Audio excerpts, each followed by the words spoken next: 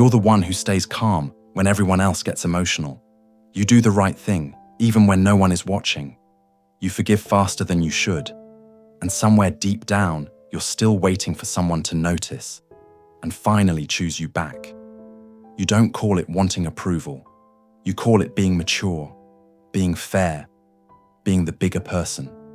But there's a quiet question you almost never say out loud.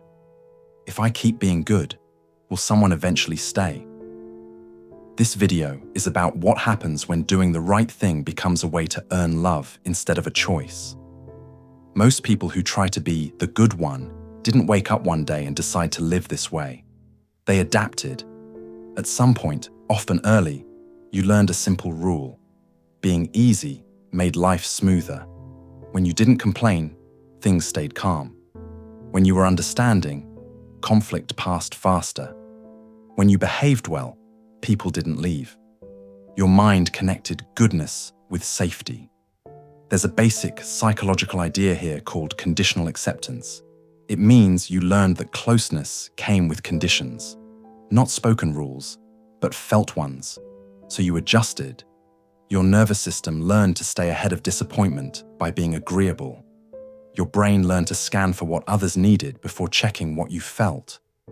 Not because you're weak, but because it worked. Think of it like this. You didn't become good because you trusted people. You became good because you didn't. Over time, this adaptation turned into a pattern. Doing the right thing wasn't just about values anymore. It became a quiet strategy. If I'm good enough, I won't be replaced. The cost doesn't show up all at once. It leaks out slowly. You lose spontaneity. You hesitate before reacting, even in moments that should be natural. Joy, anger, excitement. You edit yourself in real time. You lose emotional rest. Because being the good one means you're always monitoring tone, timing, and impact. You're never fully off. You lose intimacy. People feel comfortable with you, but they don't always know you. They lean on you, but they don't lean toward you. You lose your sense of fairness, not toward others, but toward yourself. You start asking, am I overreacting? Before asking, was I hurt? And the hardest loss is this.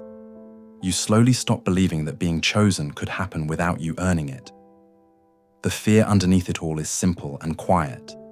If I stop being good, I'll stop being wanted. Let's make this real.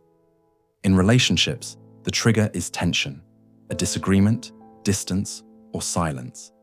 Your response is to smooth things over fast, apologize, explain, give space. The short-term payoff is relief. The conflict dissolves. The long-term cost is resentment you don't know what to do with. At work, the trigger is responsibility. Someone needs help. A deadline is tight.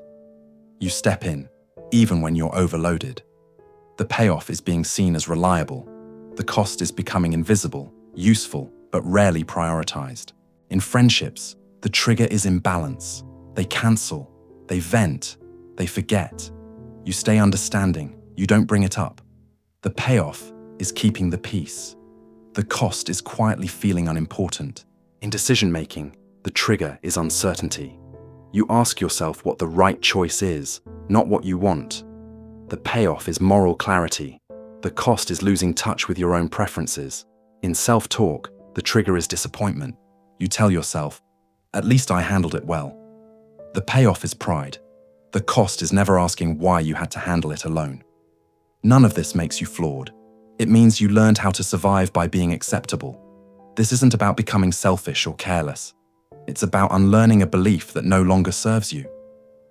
Here's a grounded way forward. First, notice.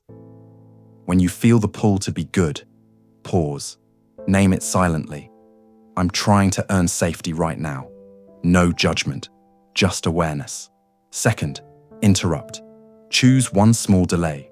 Don't explain immediately. Don't fix instantly. Give yourself 5 minutes before responding. Third, replace. Offer a slightly more honest response. Not dramatic, just real.